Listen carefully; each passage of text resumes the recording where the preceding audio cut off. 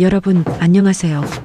조선왕 영조의 아들 사도세자 이야기를 첫 영상에서도 올려드렸는데 영조의 재위 기간이 길기 때문에 여러 가지 일화가 많습니다. 그래서 오늘 제가 들려드릴 이야기는 조선 역사상 가장 극적인 삶을 산한 영조 임금에 관한 이야기입니다. 영조하면 사도세자 이야기를 안 할 수 없겠죠. 1762년 여름, 창경궁 뒤뜰 한 남자가 나무 개짝 속에서 절규하고 있습니다. 아바마마, 제가 잘 못했습니다. 아바마마, 저를 살려주십시오. 그의 목소리는 점점 약해지고 8일째 되는 날 결국 숨이 끊어집니다. 놀라운 것은 이 잔혹한 형을 명령한 사람이 바로 그의 친아버지 조선의 임금이었다는 사실입니다. 더욱 충격적인 것은 이 임금이 조선 역사상 가장 오래 재위한 52년의 기록을 세웠고 81세까지 장수하며 조선 중흥을 이끈 성군으로 평가받는다는 것입니다. 어떻게 친아들을 뒤주에 가두어 죽인 왕이 성군이 될 수 있을까요? 오늘은 조선 21대 왕 영조의 81년의 파란만장한 인생을 함께 들여다보겠습니다. 그의 삶은 콤플렉스와 한계를 극복하고 조선 역사상 가장 오래 왕위를 계승한 왕입니다. 영조는 1694년 9월 13일 숙종과 무수리 출신 최씨 사이에서 태어났습니다. 여기서 무수리라는 단어에 주목해야 합니다. 무수리는 궁중에서 물을 길어 나르고 빨래를 하는 최하급 궁녀였습니다. 왕자로 태어났지만 영조는 평생 천비의 자식이라는 낙인에서 자유롭지 못했습니다. 조선은 신분제 사회였고 왕실도 예외가 아니었습니다. 정비나 후궁 출신 왕자들과 달리 그는 늘 궁궐 한 구석에서 눈치를 보며 자라야 했습니다. 상상해 보십시오. 여러분이 어떤 조직의 리더 자녀로 태어났지만 어머니의 신분 때문에 평생 그 사람 자식이라는 수군거림을 듣는다면 어떤 기분일까요? 영조의 어린 시절 궁중 대신들은 그를 보며 수군거렸습니다. 저 아이가 어찌 왕통을 이을 수 있겠는가? 하지만 역사의 아이러니는 여기서 시작됩니다. 숙종의 적장자였던 경종은 병약했습니다. 그리고 숙종은 영특하고 건강한 둘째 아들, 바로 무수리의 아들 영조에게서 조선의 미래를 보았습니다.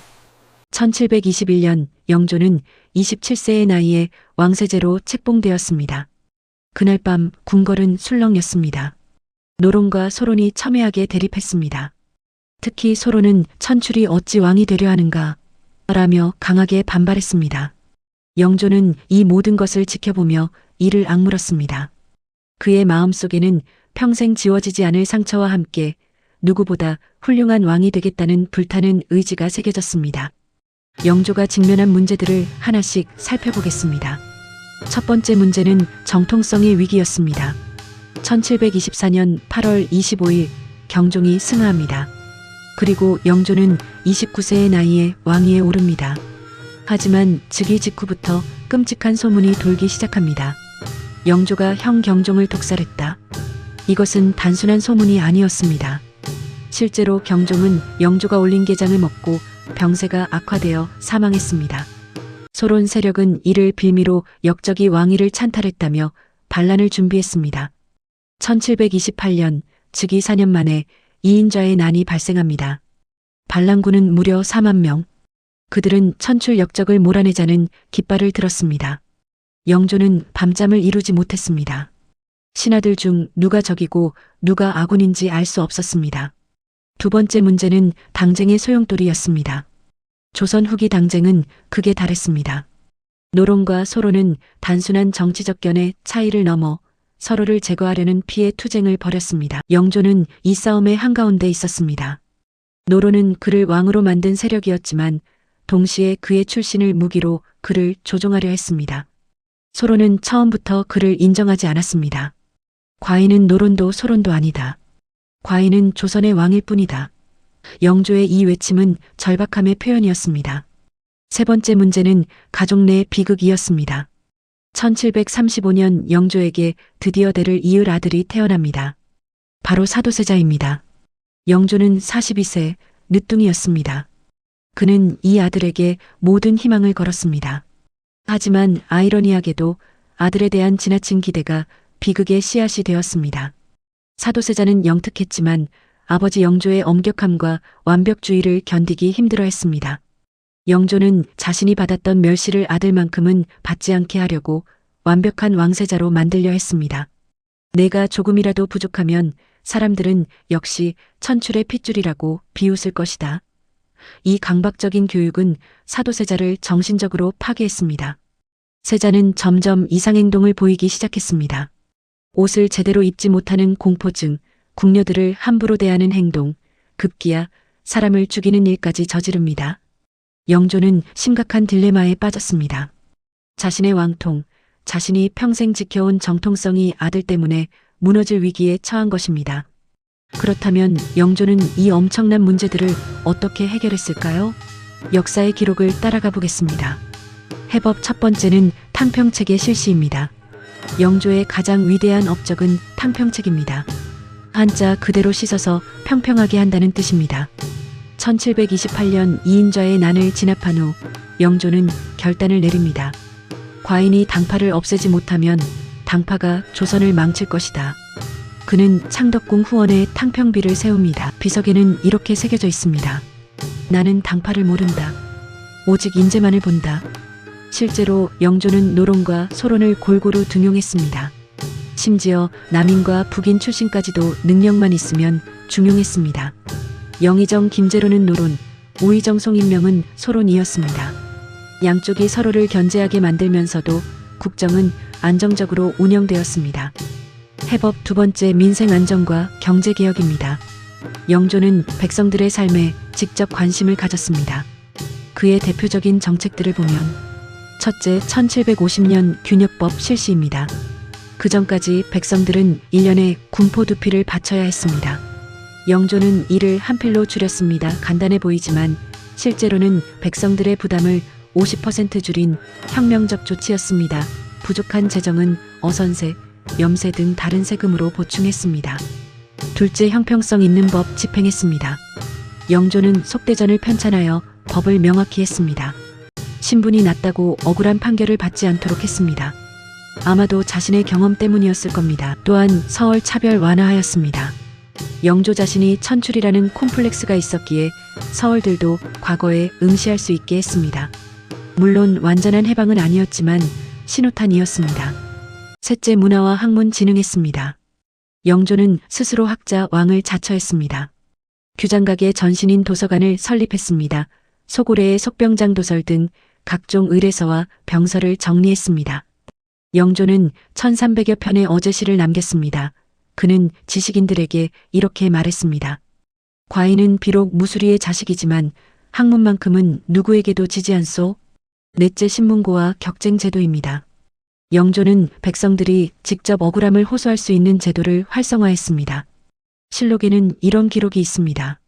1737년 어느 날 한 여인이 대궐 앞에서 억울함을 호소했습니다. 그녀의 남편이 양반의 모함으로 억울하게 죽었다는 것입니다. 영조는 직접 그 사건을 재조사하게 했고 결국 여인의 남편이 무죄임을 밝혀냈습니다. 그리고 모함한 양반을 처벌했습니다. 백성들은 진정한 왕이 나타났다며 눈물을 흘렸습니다. 영조의 정책들은 실제로 어떤 결과를 가져왔을까요? 조선 중흥기에 도래했습니다. 영조의 52년 재위기간 동안 조선은 안정을 되찾았습니다. 인구 약 700만 명에서 약 1300만 명으로 증가했습니다. 농업 생산성 균역법으로 농민들의 부담이 줄어 생산성 향상되었습니다. 시전 상인들의 금난 정권이 완화되며 사상이 발달하였습니다. 영조 때부터 정조시대에 이르기까지 조선 르네상스로 부릅니다. 이 시기에 실학이 꽃피웠습니다. 박지원, 박제가, 정약용 같은 학자들이 활동한 기반이 마련되었습니다. 탕평책은 완전히 성공하지는 못했지만 상당한 효과를 거두었습니다. 노론 강경파였던 김상로와 소론의 조현명이 함께 국정을 논의하는 모습은 그전에는 상상할 수 없는 일이었습니다. 물론 내부적으로는 여전히 갈등이 있었지만 최소한 표면적으로는 협력하는 분위기가 만들어졌습니다. 영조는 천출이라는 약점을 오히려 강점으로 만들었습니다. 그는 과인은 노론의 왕도 소론의 왕도 아니다. 백성의 왕이다라는 명분으로 어느 당파도 왕을 함부로 대할 수 없게 만들었습니다. 실제로 영조 후반기로 갈수록 당파들은 왕의 뜻에 따르는 모습을 보였습니다. 이것은 세종, 성종 이후 거의 볼 수 없었던 강한 왕권이었습니다. 하지만 모든 것이 성공적이지는 않았습니다. 가장 큰 실패는 가족관계였습니다. 1762년 5월 13일 영조는 결국 사도세자를 폐위하고 뒤주에 가둡니다.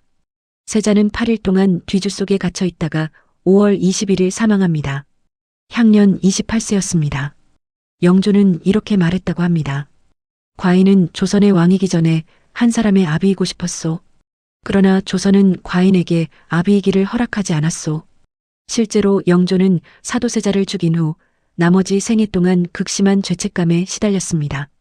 밤마다 악몽을 꾸었고 세자의 이름을 부르며 울었다고 합니다. 그는 손자 정조에게 모든 것을 보상하려 했습니다. 정조를 왕세손으로 책봉하고 자신의 모든 지식과 정치 철학을 전했습니다. 영조는 1776년 3월 5일 81세의 나이로 승하합니다. 그의 마지막 유언은 이랬습니다. 과인은 평생 두 가지를 원했소. 하나는 조선의 태평이었고 다른 하나는 가족의 평화였소.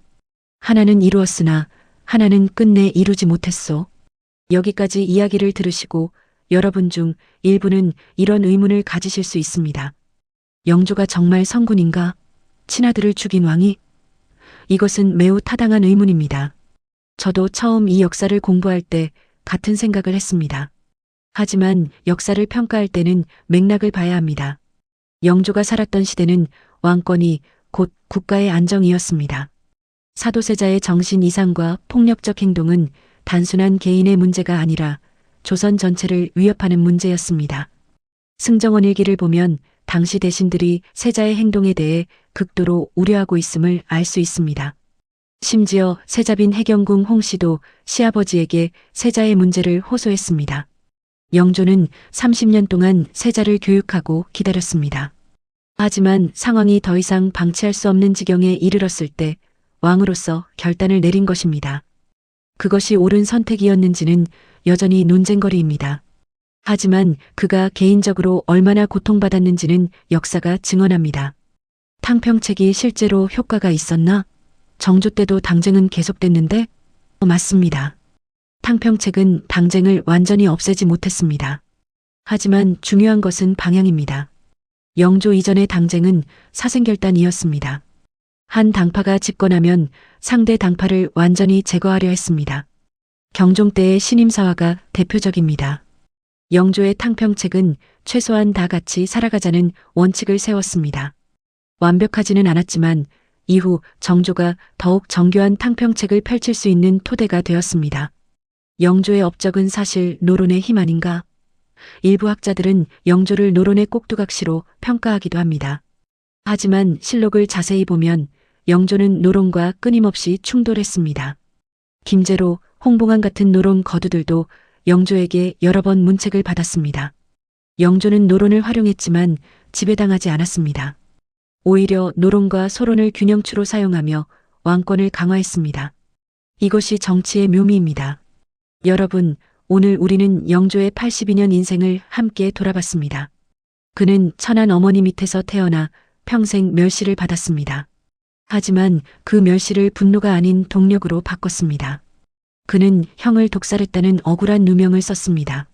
하지만 그 누명을 52년의 선정으로 씻어냈습니다. 그는 당쟁의 소용돌이 속에서 외로웠습니다. 하지만 그 외로움 속에서 백성의 왕이 되는 길을 찾았습니다. 그는 사랑하는 아들을 자신의 손으로 죽였습니다. 그리고 평생 그 죄책감 속에서 살았습니다. 영조의 삶이 우리에게 주는 교훈은 무엇일까요?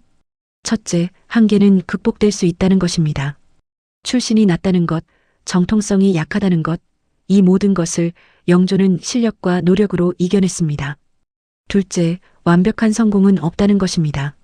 영조는 위대한 왕이었지만 완벽한 아버지는 아니었습니다. 국가를 구했지만 아들을 구하지 못했습니다. 셋째, 역사는 복잡하다는 것입니다. 영조를 성군이라고만 할 수 없고 그렇다고 폭군이라고만 할 수도 없습니다. 그는 시대와 운명 속에서 최선을 다한 한 사람이었습니다. 오늘날 우리가 서 있는 대한민국은 영조 같은 선대들이 겪은 시행착오와 성공과 실패 위에 세워진 나라입니다. 영조가 뒤주 앞에서 흘렸을 눈물을 기억해 주십시오. 영조가 탕평비 앞에서 다짐했을 의지를 기억해 주십시오. 영조가 81년 생애 동안 보여준 인간의 한계와 극복을 기억해 주십시오. 역사는 과거의 이야기가 아닙니다. 역사는 오늘을 사는 우리의 거울입니다. 다음 시간에는 영조의 손자이자 아버지 사도세자의 한을 안고 왕이 된 정조의 이야기를 들려드리겠습니다. 영조가 뿌린 씨앗이 어떻게 조선의 꽃으로 피어났는지 함께 역사의 현장으로 떠나봅시다. 오늘도 긴 시간 함께 해주셔서 감사합니다. 구독과 좋아요, 알림 설정 부탁드립니다. 여러분의 오늘이 미래의 밝은 우리 역사가 되기를 바랍니다.